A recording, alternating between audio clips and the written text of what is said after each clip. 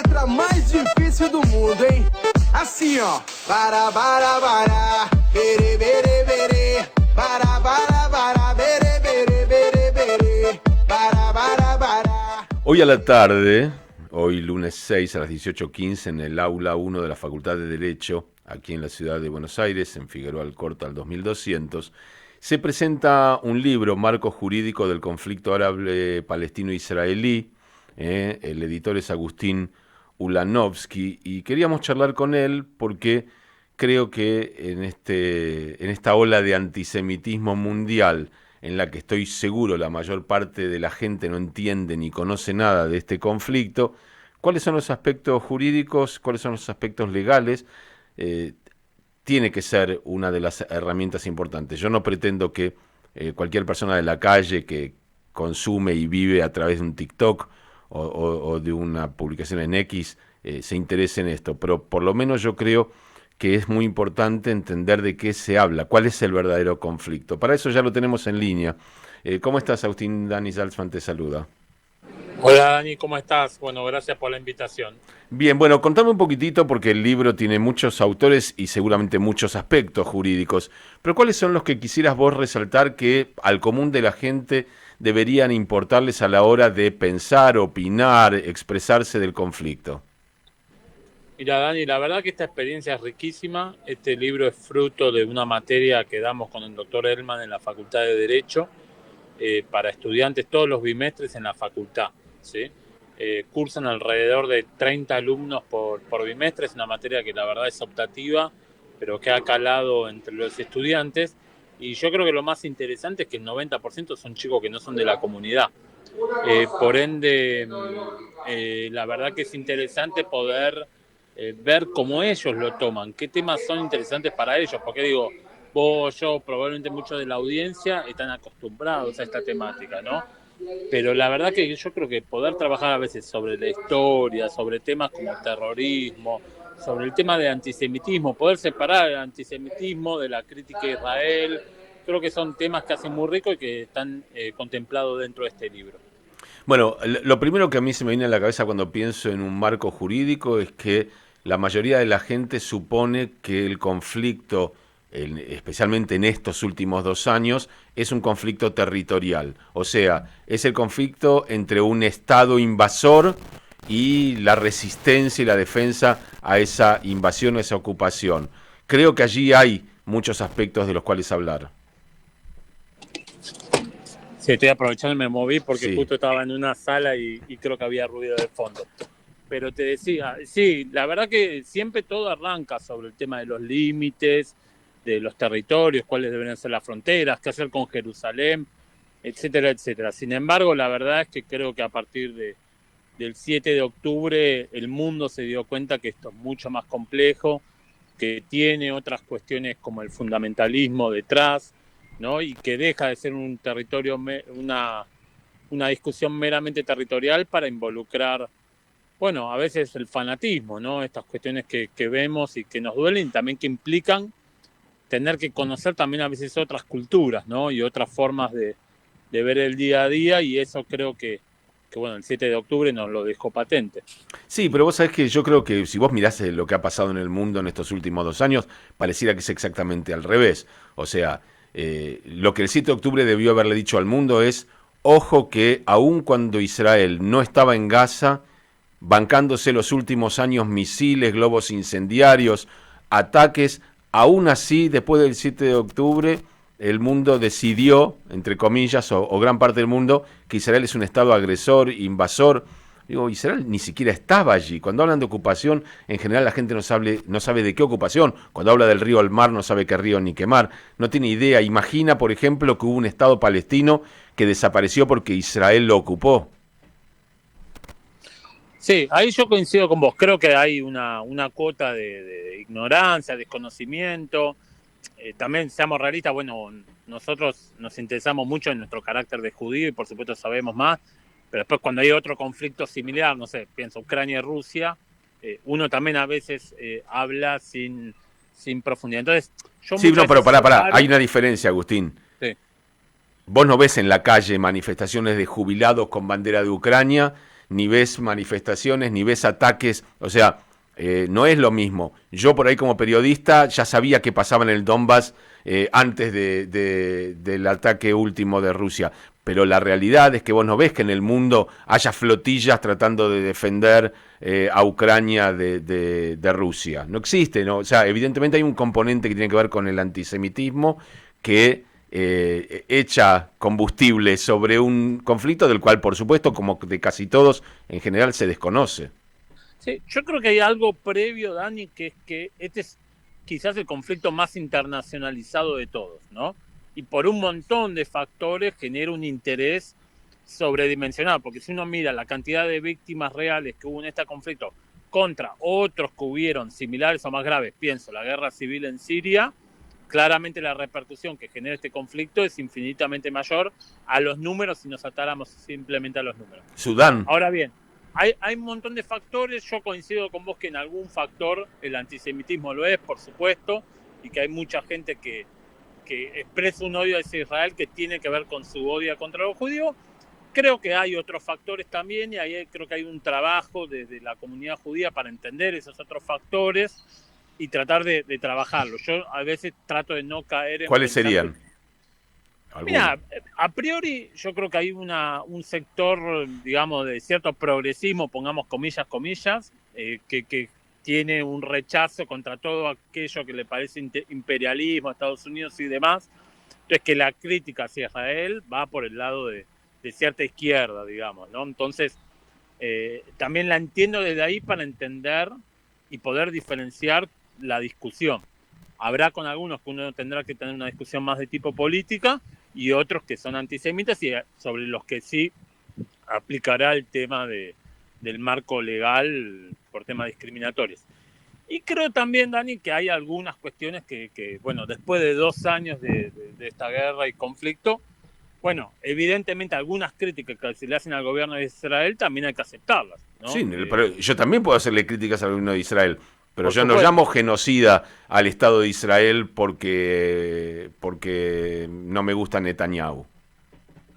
Por eso yo ahí creo que siempre lo que nos planteamos de la cátedra es separar Estado de gobierno, ¿no? Vos podés criticar a un gobierno, como yo critico a Maduro, critico a las ayatolas, critico a muchos gobiernos y no por eso pido ni la desaparición del Estado de Venezuela, de Irán y demás, ¿no? Esa creo que es la gran diferencia que tenemos que hacer y decir, bueno, mirá, si a vos no te gusta Netanyahu, estás en toda tu legítima crítica que le podés hacer, ahora no podés pedir la desaparición del Estado, porque ahí es donde hay una línea roja que se cruza y ahí es donde creo que nos tenemos que plantar desde la comunidad judía para decir, bueno, hasta acá, ¿no? Sí, y no solo desde la comunidad judía, yo creo que por fuera de eso. O sea, porque si yo lo planteo, pareciera que estoy solo en esto. Es una absoluta locura. ¿A quién se le ocurre pensar en pedir la desaparición de un Estado miembro de Naciones Unidas y que todos los que lo piden todavía sigan siendo miembros de esa misma organización? Por ejemplo, Naciones Unidas, al contrario, no solo no se expresa en función de la barbaridad que supone pedir la desaparición de un Estado, la alienta con votaciones ridículas a veces y con la idea de expulsar a Israel de ámbitos internacionales. Y eso no pasa con otros conflictos. Sí, eso es lo que yo creo que es el desafío de este libro, ¿no? Como te decía antes, hemos hecho una materia donde el 90% de los estudiantes son no judíos, donde los autores son no judíos y donde yo creo que lo que vamos haciendo es ampliando al menos la capacidad crítica, ¿no? Porque estas cosas que vos decís implican entender y darse cuenta de ciertas hipocresías que hay alrededor de este conflicto. Y bueno, un poco esta materia y este libro es el resultado de eso, de chicos que van entendiendo la complejidad. De vuelta, yo no creo que haya blancos y negros, creo que hay una escala de grises, para algunos será más gris oscuro, para otros más gris claro, pero entender, ¿no? Ya la complejidad ya te pone desde otro lugar cuando uno analiza este conflicto en particular. Yo estoy pensando, porque ustedes lo van a hacer en la Facultad de Derecho y son toda gente que trabaja en el marco del derecho, o la mayoría, ¿cómo puede ser que en Harvard, por ejemplo, o en Yale, o en Columbia, o lo que sea, haya manifestaciones diciendo del río al mar?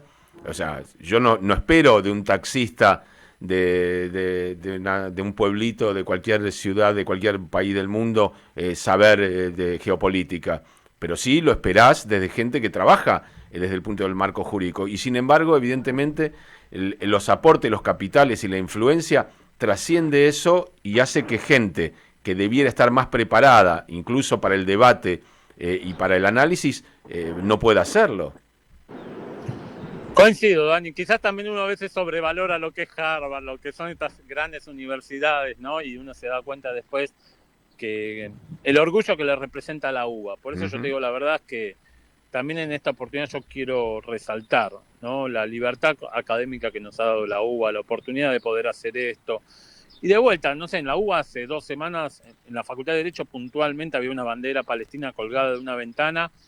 Y a mí eso en última instancia no me molesta, porque digo, también es parte de la apertura y del diálogo que nos tienen que enorgullecer de nuestra universidad y darnos cuenta frente a esto que vos contabas que pasan en otras universidades.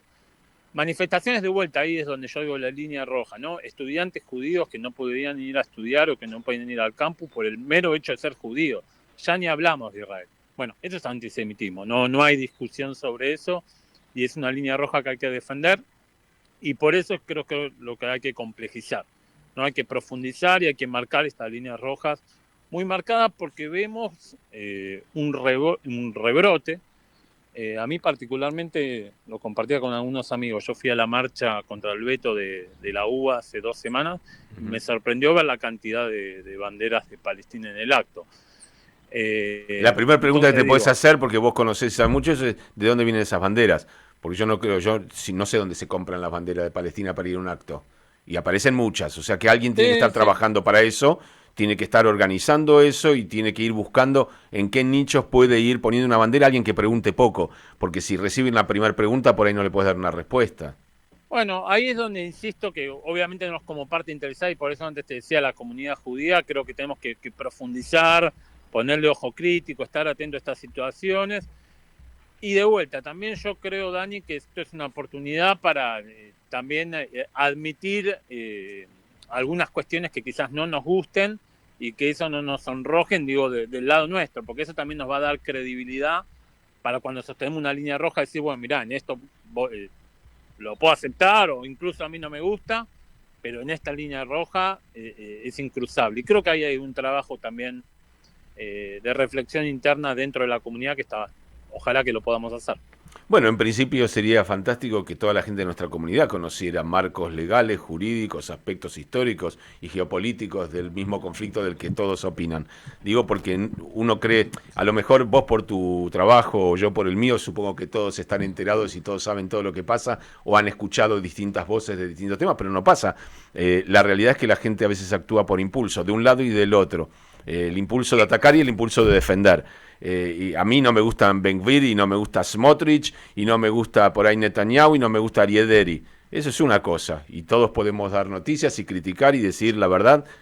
Probablemente una de las razones... Bueno, nosotros por ejemplo en Radio High no perdemos la memoria de lo que era el 6 de octubre, de cómo estaba Israel un día antes y con las manifestaciones y la reforma de la Constitución, la reforma judicial y lo que pasaba con los ultraortodoxos y el ejército que sigue pasando.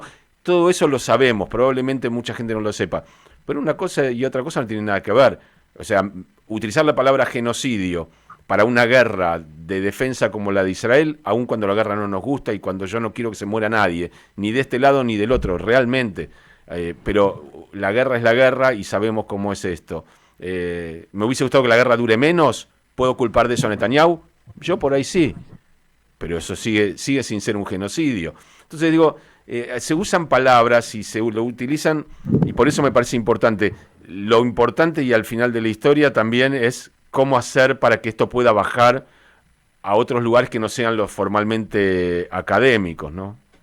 Sí, suscribo 100% tus palabras, Dani, y bueno, nada, me parece que es eso, es profundizar, investigar, estudiar, debatir, animarse a debatir, ¿no? Y también animarse a sentir que uno puede también aprender del otro, un poco eso también es lo que nos regala la universidad, ¿no? Y de vuelta, resaltar ese rol. Y después, bueno, cada uno de su ámbito irá promoviendo esta visión que compartimos por lo que estamos hablando. Y bueno, en cada ámbito de incidencia creo que hay oportunidades para para llevar este mensaje. Y bueno, no, obviamente estamos llegando a 2 años del 7 de octubre y el dolor es inmenso y creo que todos nos sentimos transformados después de eso. Y así como vos decías, bueno, debatimos mucho qué fue antes, ¿no? El 6 de octubre. Yo también pienso qué va a pasar después, cuando este episodio tan trágico termine. Y bueno, ¿cuál va a ser la salida? ¿Cuáles son los proyectos? Digo, ¿cómo se va a reconstruir toda la región después de un momento tan doloroso, ¿no? Como todo lo que han vivido de un lado y del otro, porque obviamente que uno también debe ser empático con el dolor de las víctimas palestinas, que por supuesto que las hay, así que bueno, será un desafío enorme, creo. Te agradezco por este tiempo. La presentación es hoy a las 18:15 en el aula 1 de la Facultad de Derecho. La tapita, mirá, lo mostramos. Ahí está, sí, marco jurídico del conflicto árabe-palestino-israelí. Vos sabés que leyendo quiénes son los autores está la hija de unos amigos a quien vi prácticamente nacer y me da mucho orgullo saber que están en este camino de expresarse, de ser críticos, de ser analíticos y bueno, como ellos me imagino que el orgullo es para cada uno de los que puede participar de estos ámbitos. Bueno, así ¿no? que te esperamos hoy, Dani, y déjame hacer una mención. Yo además soy el secretario de la Asociación de Abogados Judíos de Argentina, una asociación que ya tiene más de 450 miembros, y esta materia ha sido también producto de esta asociación, así que agradecerle al presidente Hernán Nagenson y el apoyo de todos los miembros. Vaya, entonces la felicitación, que sea exitosa esta presentación, te mando un abrazo. Un abrazo, gracias a todos. Gracias. Marco jurídico del conflicto árabe-palestino-israelí. Hoy, lunes 6 de octubre, 18:15, aula 1 de la Facultad de Derecho, Avenida Figueroa Alcorta, 2263. El editor es, con quien hablábamos recién, Agustín Ulanovsky, las coordinadoras María Natalia Montesano y Camila Mancilla. Y entre los autores aparece, viste los chicos que uno vio nacer y que los ve allí, Milena Mendelberg, le mando un abrazo grande a toda la familia. Nosotros seguimos aquí en el Coffee.